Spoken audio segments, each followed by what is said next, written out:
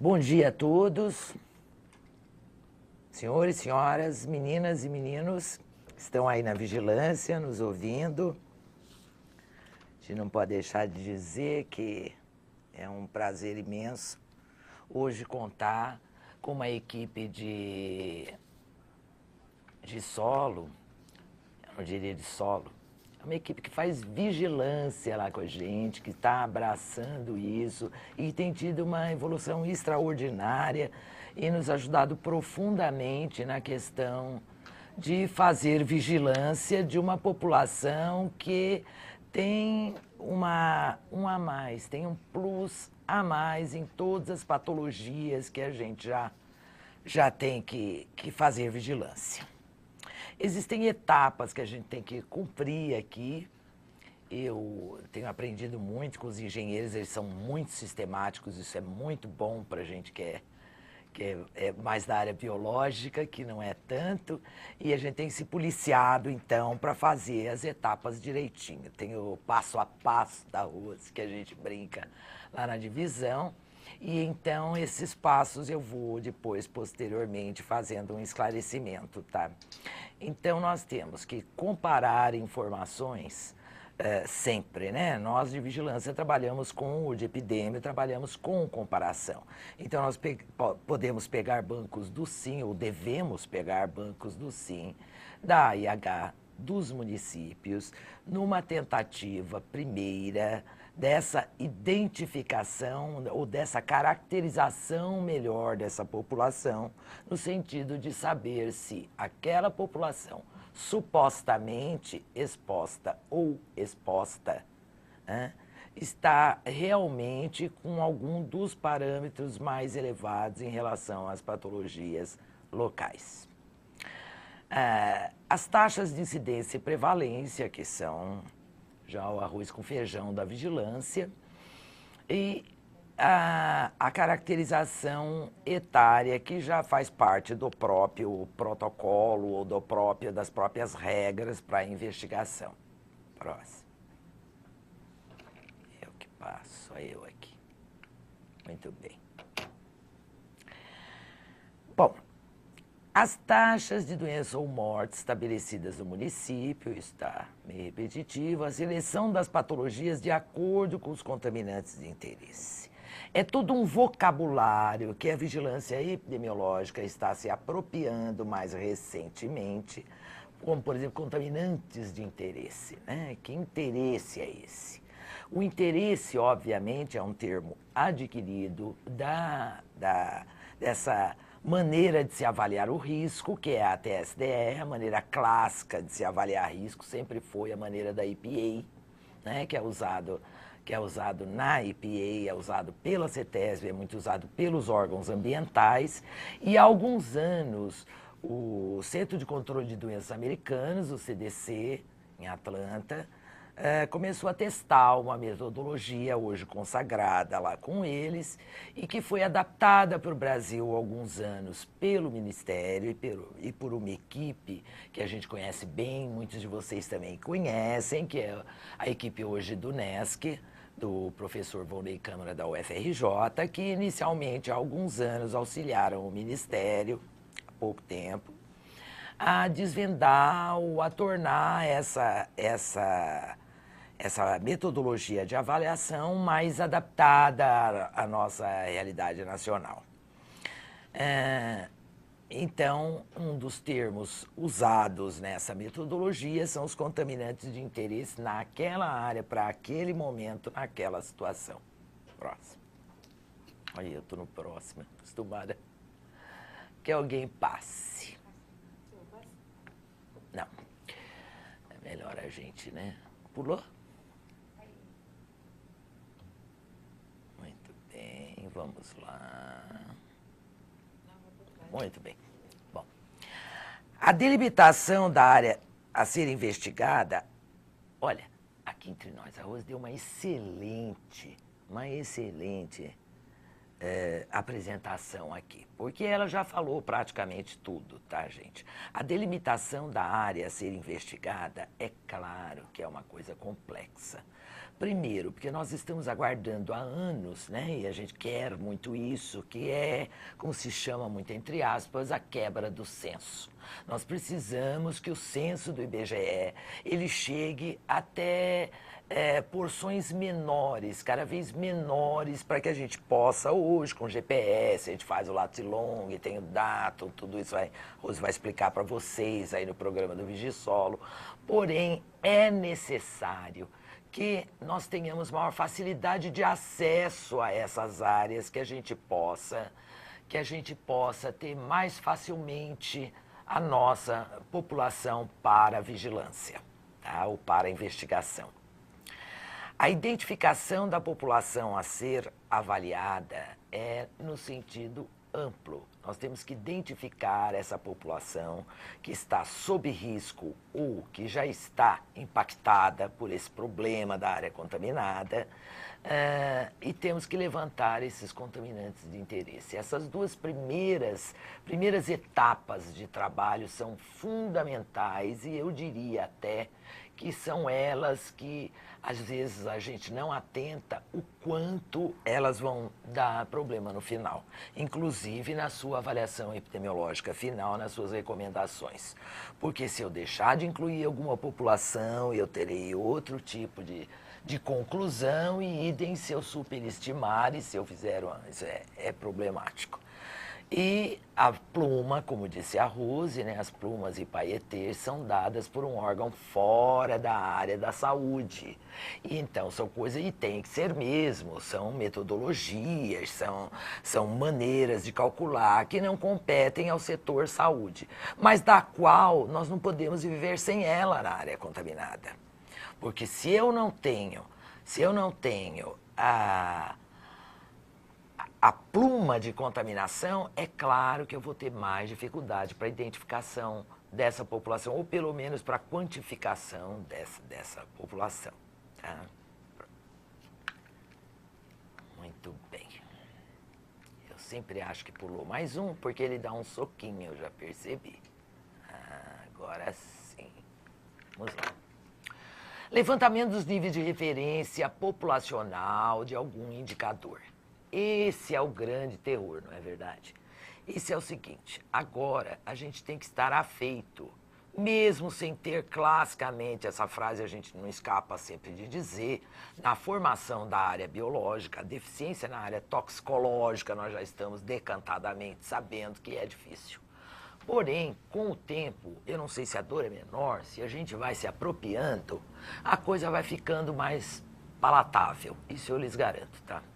O levantamento dos níveis de referência populacional não é este o problema nosso, tá? Não é que a gente não saiba, ainda não tenha se apropriado. Claro que a gente faz um conjunto de dados bibliográficos, procurando se cercar das melhores bibliografias possíveis. Tem que procurar o apoio, como a Rose também já disse, de universidades, dos especialistas, toxicologistas. Mas o problema é um problema mundial, é um problema nacional, é um problema local, que nem todas as substâncias químicas são ainda devidamente esclarecidas em toda a sua toxicocinética, toxicodinâmica, e isso muitas vezes impede com que a gente consiga tomar uma decisão mais rápida quanto aos procedimentos que vão ter que ser feitos com essa população. A elaboração do questionário de investigação. Isso para a vigilância epidemiológica é uma coisa já mais tranquila, certo? Fazer um inquérito epidemiológico já faz parte do métier e do rol das nossas atribuições, fica uma coisa um pouco mais fácil. As pessoas às vezes se preocupam, inicialmente os vigilantes, muitos têm vindo a nós, mas eu não sei fazer isso, eu não trabalho com área de toxicologia, como é que eu vou fazer? Nós não fugimos muito da nossa tradicional e antiga pessoa, lugar e tempo, quem, onde, quando, e temos o como agora, que o como já fazia parte, mas faz parte principalmente da área contaminada, para nós podermos identificar, em realidade, as rotas de exposição, as benditas rotas, né? Até o termo para nós ainda é um pouco mais novo, mas nada mais é do que o caminho, do que a maneira pelo qual você entrou em contato com o contaminante, ou com a substância química, ou com o xenobiótico. Tudo que eu vou falar aqui hoje, refere-se a substâncias químicas. Hoje a gente não vai tratar as biológicas, que também impactam, tá? E que são âmbito de outra área.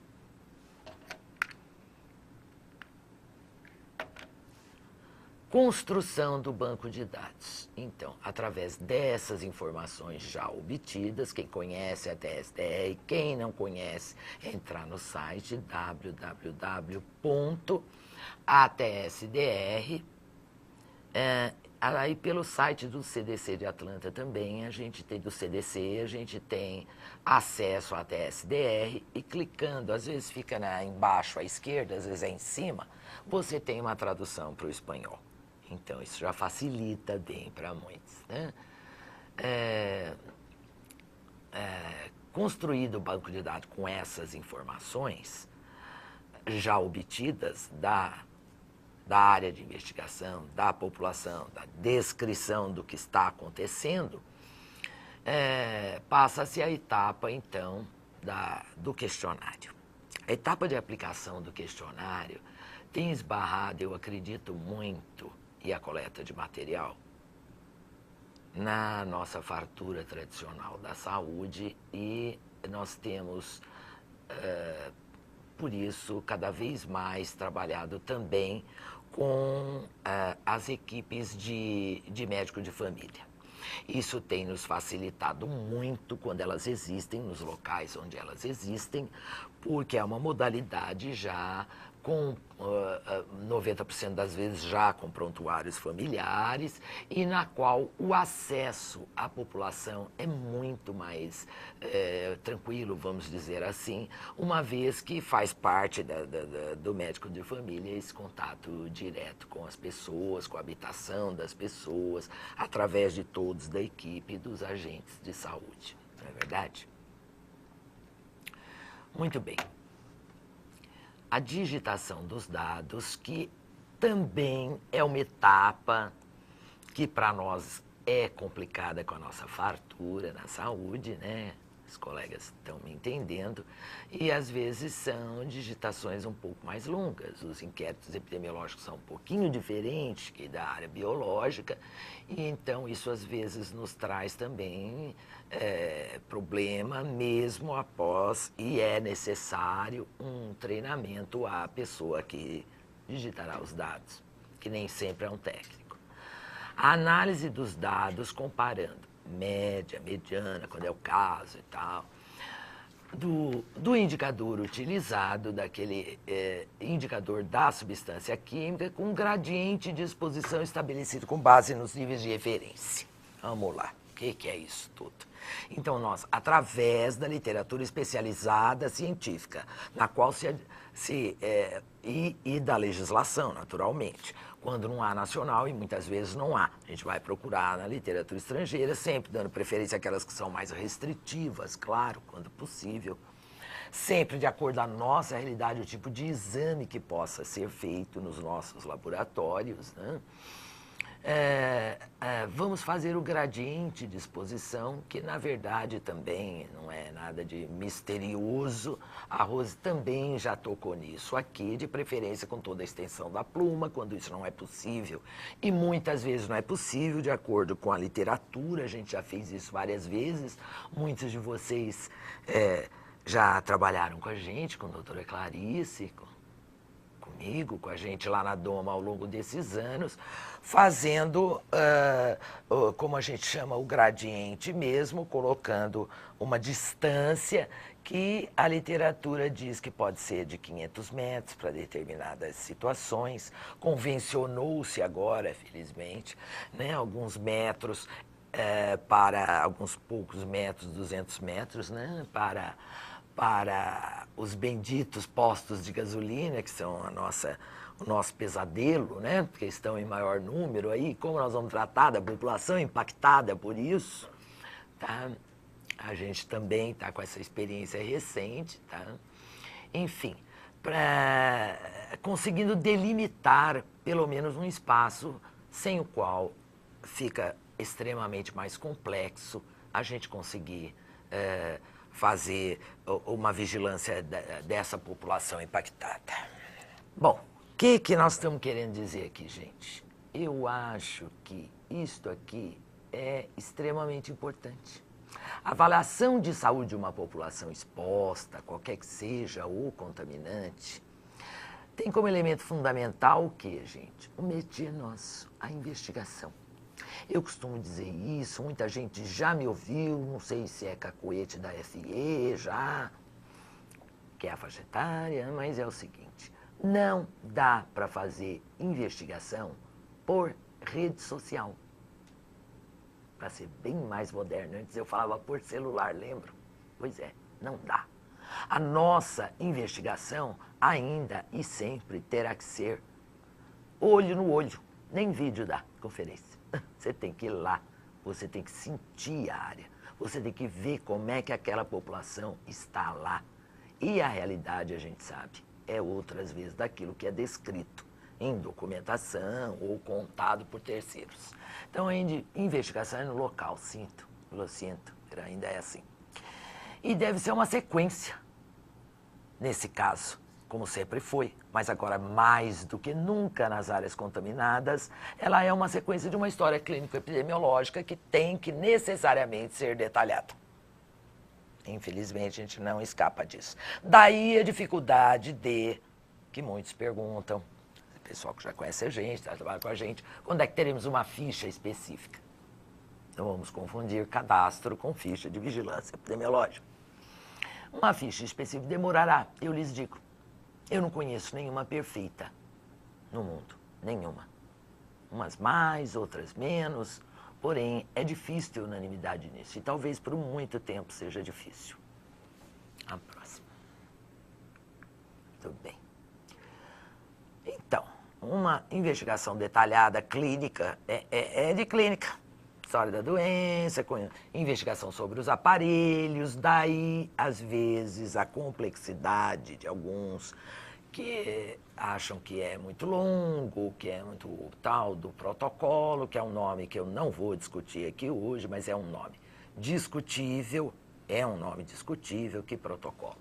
Protocolo clássico que nós conhecemos, nós mais da área de saúde especificamente, é um protocolo clínico de um procedimento já consagrado e validado para o tratamento daquele indivíduo ou um protocolo farmacêutico, né, que são protocolos muito conhecidos, né, para se testar substâncias, etc. Afinal, de que protocolo estamos falando aqui? Né?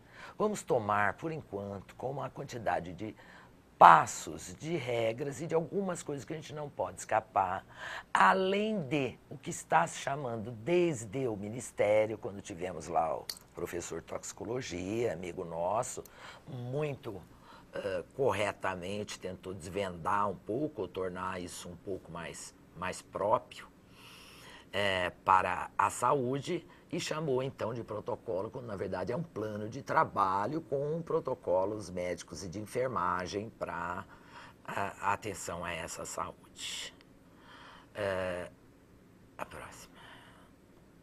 Isso. Tá, pode passando a próxima, que isso a gente já sabe que é de um procedimento clínico epidemiológico extenso, né, em todo sentido, intenso e extenso. Agora vem ali, volta um pouquinho, Rose. História da exposição ambiental atual e pregressa. Isso é outra polêmica, porque é o seguinte, como é que você vai fazer a história pregressa? Não, tem jeito, tem que contar toda aquela história da área, procurar documentação, gostaria aqui que o tempo fosse maior, a gente pudesse dar maiores exemplos, mas posteriormente a gente está à disposição para para isso, mas nós tivemos uma área lá em que nós tínhamos que procurar história até nos arquivos da cidade, etc., para saber exatamente como era aquela área, para depois entender se a pessoa morava ali, que aí sim a história pregressa dela, como é que ela entrou em contato com aquela substância ou não. Próximo. O exame físico, claro, os exames complementares com esses indicadores biológicos e avaliações subsequentes e o acompanhamento. Este sim, aí seguindo uma série de regras para que a gente possa acompanhar a saúde dessa população nas nossas unidades de saúde. Próximo. Muito bem. Afinal, qual é a finalidade desse protocolo de saúde?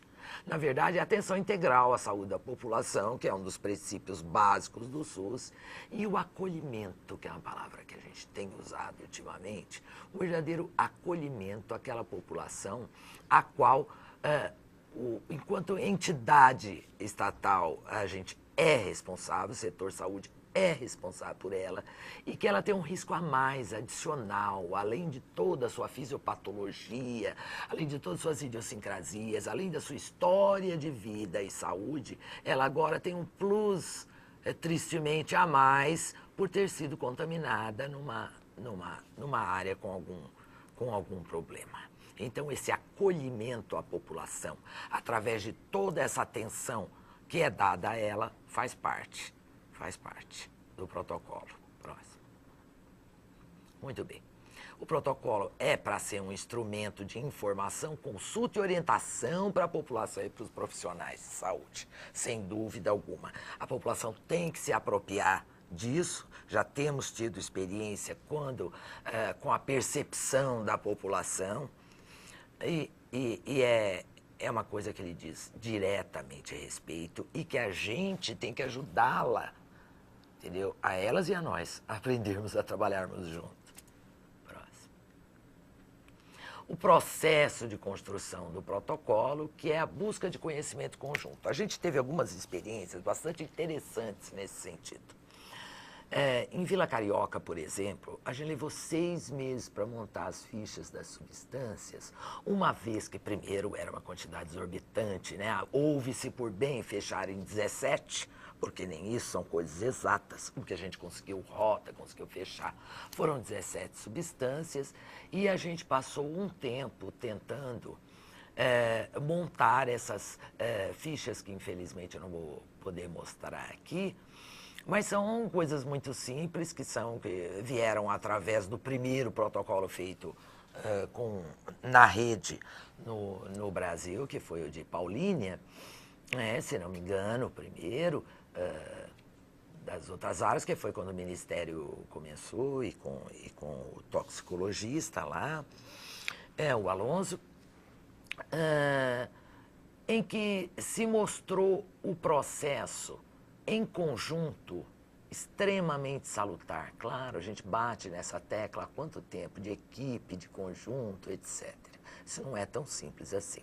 Mas neste caso, ela é fundamental, porque você vai estudar junto, vai se apropriar do conhecimento.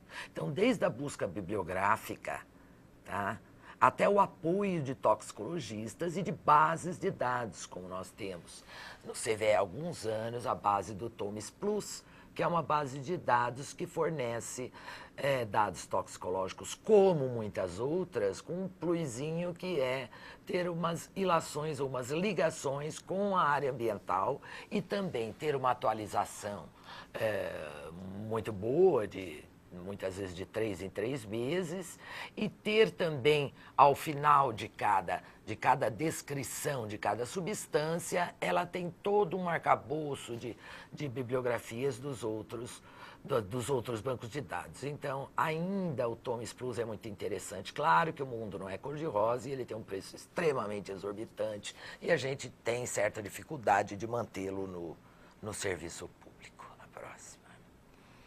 Histórico da área, informações do ambiente, tal, as demandas que a própria população tem ou que autoridades têm a respeito do lugar, os benditos contaminantes de interesse, tá? Toxicocinética, toxicodinâmica desses desses contaminantes. Muitas vezes a fisicoquímica do contaminante é interessante para a gente, que é como é que ele, a que pressão ou a que temperatura ele se volatiliza, etc. Essas coisas são importantes para você entender se a pessoa está ou esteve inalando ou não aquela substância. Próximo. Envolvendo a equipe é tudo, né, gente? É isso, é o estudo dos contaminantes, que eu já falei, a construção das planilhas de efeito agudo e crônico, que é as planilhas que eu estava dizendo agora há pouco, onde a gente coloca até efeitos animais e muitos pasmam, mas como assim? O que é isso? É epizotia? Não, nada semelhante. São vícios de vigilante. É o seguinte, muitas vezes você não tem ainda suficientemente esclarecido os dados em humanos. Como é que aquela substância age exatamente? Isso internacionalmente, gente, isso é uma questão científica. O período de latência, de manifestação dos sinais e sintomas, às vezes é extremamente prolongado. Mas você tem fortes evidências em animais, em mamíferos, e isso vai te ajudar a compor e a dar o teu diagnóstico para aquela população. Que é isso? Definição de... Ah, tá. Muito bem. Esta é outra polêmica, né? Alguns aparelhos você vai ter que intensificar e acaba sendo a nossa triste experiência do cabelo ao pé, muitas vezes, né? Porque você tem a pele, você tem o aparelho cardiovascular, você tem o respiratório, você tem o neurológico, você tem o reprodutor, você tem o endócrino, né? Porque a maioria dos nossos contaminantes químicos são como se diz agora, né, endócrino disruptors, são disruptores, são desarranjadores do sistema hormonal, o que tem causado sérios problemas posteriores e na prole, muitas vezes. Próximo. Fazer o acolhimento no SUS, sim, já falamos. Iniciar o tratamento, sim, se faz o protocolo para isto também, mais precocemente possível, iniciar algum tratamento se for o caso, tá? Montar e desmontar e tentar a nossa referência e contra-referência para poder ter os exames complementares, para poder essa pessoa ser encaminhada, para fazer outros procedimentos e elaborar os relatórios periódicos. Então, para tudo isso, o protocolo, assim chamado, o plano de ação e o protocolo médico e de enfermagem tem essa destinação.